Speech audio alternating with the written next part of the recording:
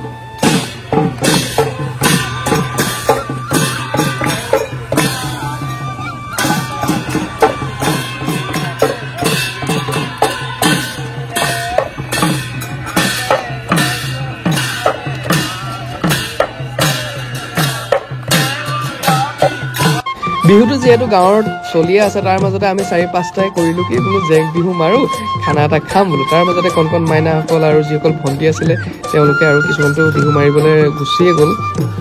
তাৰ মাজত বৌহঁতৰ বয়স আমাৰ মাহঁতৰ বয়সৰ মানে বাইদেউ কেইগৰাকী মানুহ আহিলে বোলে তহঁতৰ লগত আমিও অকণ নাচি দিওঁ বোলে আৰু নাচোঁতে বিহুটো অকণমান ডাঙৰ হৈ গ'ল আৰু এইগালো পোৱালিগালো গোটেইগাল আহিলে আৰু তাৰপিছত যি এটকা পইচা উঠিলে বোলো খানাটো একেলগে খাওঁ আৰু ভিডিঅ'টো ইমানতে সামৰণি মাৰিছোঁ প্লিজ কেনেকুৱা লাগিলে কমেণ্ট কৰি জনাব